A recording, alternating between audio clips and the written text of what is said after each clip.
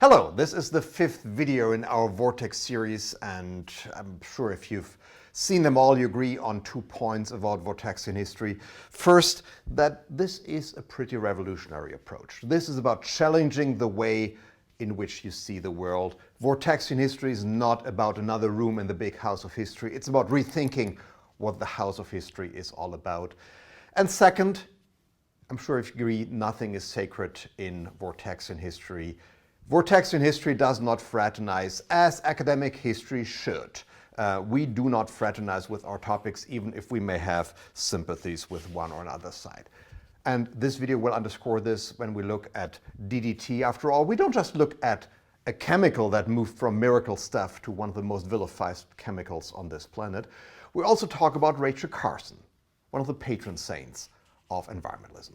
Now, every social movement has these heroes. There's nothing wrong with having these heroes from a social movement spirit. And yet I think taking a critical glance at Rachel Carson and putting her into the vortex, into a global context of conversations, I'm sure that will raise eyebrows here and there. After all, if you do environmental history, there is a natural expectation that, yes, you will be an environmentalist.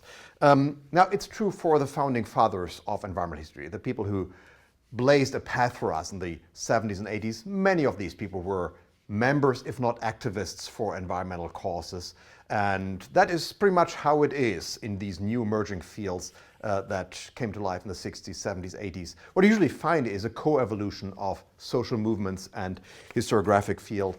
What we see in environmental history is the same that we see in women's history, in black history. The key is that over time you see more and more of these drops of academic cooling fluid and a growing appreciation of the needs for an academic perspective. That has certainly happened in environmental history. There is no longer this close proximity, or should I say there is more diversity in the field. We still see many academics writing in an activist mode, but we also see others who look at things with more distance. And you probably notice that Vortexian history is certainly part of this latter trend. We see things from a distance. And maybe that is not a distancing from the environmental movement, but really the way to talk to environmentalists in the new millennium. If you look around in our global environmental discourse, there's plenty of goodwill, there is plenty of ideas, and plenty of awareness that we live on a planet in grave danger. What we need is a greater understanding of where we are and what will actually work in our quest for a more sustainable future. But maybe I should take a step back here when I talk about Rachel Carson, because not everybody who's watching this video may know who Rachel Carson is. If you do, you'll think, duh, everybody knows Rachel Carson. But, well, a dozen years ago, I was deputy director of the Rachel Carson Center in Munich, Germany.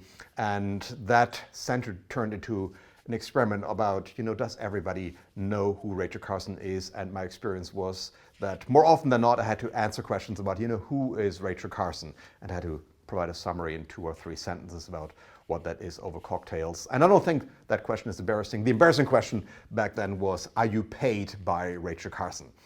To which I said, well, Rachel Carson died in 1964. She was never a rich person. And no, we're not paid by Rachel Carson. We're paid by the German government in the Rachel Carson Center. But if we were paid by Rachel Carson, there wouldn't be much money in that. So, who is Rachel Carson? Well, Rachel Carson was a trained marine biologist who turned into a popular science writer. She had a degree from Johns Hopkins, but dedicated the latter part of her life to writing about the seas. That was her topic until she developed an interest in pesticides and specifically DDT. The product of this interest was a book enigmatically entitled Silent Spring. This book was published in 1962. And it was an immediate sensation, and this book is widely credited for triggering the global ban on DDT. Well, as you may guess from the opening, that's not quite what it is. Not so fast is my response to this reading. And of course, myth busting is always something you should do with a measure of nuance. But that's what we have these papery things for, that you can draw on for all the details of this. This is a video after all. I need to do something to wake you up while you watch this video. So Billy behind the camera volunteered to produce some kind of flashy icon that will come up now, because this talk is organized around 5 years, and for each of these years we will have something dramatic in this video that captures your imagination. So Billy, let it roll for the year 1948. 1948. Paul Miller receives the Nobel Award in medicine for inventing DDT, or more precisely for discovering that DDT has potential as a pesticide. Paul Miller was an employee of the Geigy Chemical Corporation in Switzerland, a researcher who had the task of finding a new pesticide. The discovery took place in 1939, and very quickly DDT comes into use. It is being used in World War II, and it is particularly used after the Second World War. And DDT becomes one of the flagship chemicals in what we can arguably call the great age of industrial chemistry. The immediate post-war years were a time when there were a mushrooming array of chemical products, and even more, there were very few critical questions being asked about these products. So DDT was used lavishly, or should we say excessively. There were certain excesses in the use of DDT in the 1950s. Let me mention the fire ants campaign that the US Department of Agriculture launches in 1957. The fire ants is an invasive species. You can insert another cross-link here if you wish in this book, full of these cross-links. These are the crucial links that I insert in this book to make clear that these issues are networked with other. So, invasive species, the fire ants entered the US through the port of Mobile, Alabama in the 1930s. In the 50s, the US Department of Agriculture decides we need to eradicate the fire ants. And yes, if you want to eradicate, you just spray wherever you think the fire ant may be. Next year, 1962. Well, the USDA did not succeed in eliminating the fire ants. It did not even stop the spread. All it achieved in terms of tangible results of the fire ants campaign, the only thing that it really achieved was they got Rachel Carson interested in pesticides. This dramatic spraying campaign, wherever you thought the fire ant might be, this captures the imagination of the trained biologist Rachel Carson, and she dedicates 5 years to researching the effects of pesticides and specifically DDT. The result of this is the aforementioned book, Silent Spring, published in 1962. Rachel Carson does painstaking research on the matter, not so much in terms of her own experiments. There was discontent all around. People experienced that this pesticide was not the miracle stuff that some people claimed it would be, which is pretty much normal when it comes to pesticides. If you use pesticides, it just takes 3, 4, 5 years until you realize, no, this is not a panacea, this is a chemical product with advantages and disadvantages, side effects, and you need to work through them. So there was a lot of discontent around, but it was just inside expert circles and insiders. What Rachel Carson did is assemble all these insights and brought this discontent to a simmering boil. And it worked. The book was an immediate sensation and triggered a loud, broad public debate. The kind of debate that nearly every book author would like to see, including this present book author, but I'm happy to say, there's the first review of this book is already out. After less than a week after the official application date, and Billy, could you insert a link to that wonderful review? Sorry, this is a recording about Rachel Carson's book, which, by the way, made a bigger splash than mine ever will, but we all play in our own league. Anyway, there is a debate about this book, but the impact of this debate is almost entirely cultural. This is a book that challenges the intellectual hegemony of the chemical industry, and after that, the intellectual hegemony of the American business community was never quite the same. This is a milestone in the rise of environmentalism and a milestone in the decline of US business as a hegemonic force.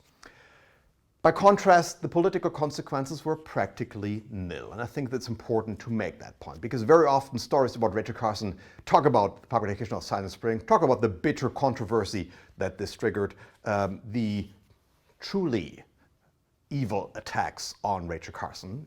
This was also a story about a woman outside the established network of science that raises her voice and that triggers certain sentiments in a distinctly male expert community.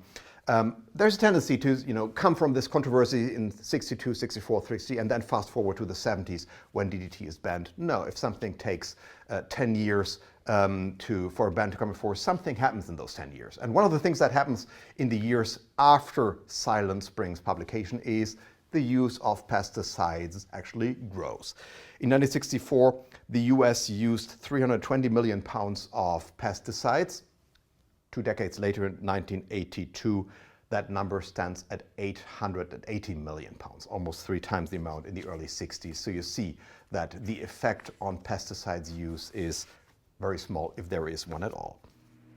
Fast forward, 1972, the US Environmental Protection Agency imposes a ban on DDT in the United States. And this ban is one of the flagship events of a time that is now widely credited as a high watermark of US environmentalism. Environmental sentiments are hugely popular across the political spectrum. The Environmental Protection Agency is 2 years old, a new creation by the Nixon administration to finally get serious about environmental issues. This ban was not the first ban on DDT. Norway and Sweden banned DDT in 1970. And if you look at the context, you see that a lot about this ban is really about timing. The US announced the ban on DDT on the eve of the Stockholm Summit in 1972. And the Stockholm Summit is the first big global environmental conference. So part of the rationale of this ban was we show to the world that, yes, we're getting serious about environmental issues. Still, you could make a point that that's the timing part. After all, the ban on DDT is about banning a dangerous chemical because Rachel Carson had shown that there are so many reasons why we should view DDT as a dangerous chemical. Well, there's something that is often lost in the debate over DDT and Rachel Carson.